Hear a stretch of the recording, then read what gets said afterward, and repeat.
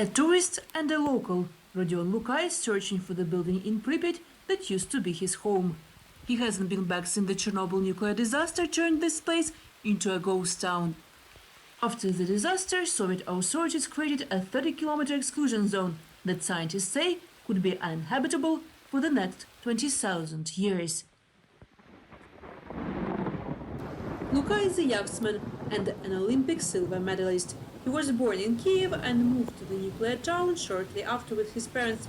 He lived there until he was 10. For a few minutes, LUKA struggles to find the entrance to his section of the building among the trees that are overtaking the space. Then he finds the windows of his former apartment. I remember everything like it was here, but at the same time, it's impossible that a building like this could stand in a forest. It's an incredible feeling. No one in his family had returned to Pripyat after the disaster, until LUKA's friend from Denmark suggested they visit the exclusion zone together as tourists. Chernobyl exclusion zone was opened for visitors in the early 2000s after the work of the nuclear power station here was completely stopped.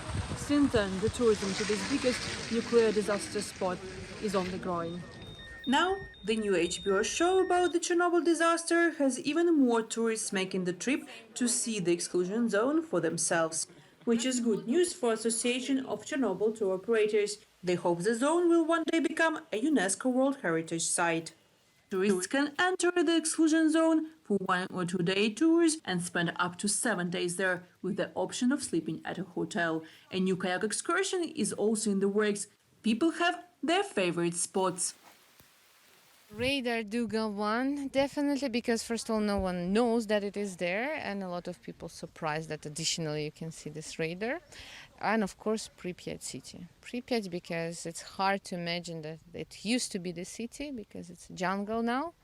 It's a forest, so I think that's the most oppressive side for people. Tour guides say that radiation doses the tourists are exposed to during their visit are about the same as if they spent an hour on a plane. No one leaves the zone until a special indicator during the final radiation check shows clean. Natalia Rybchenkova from Chernobyl exclusion zone in Ukraine for Euronews.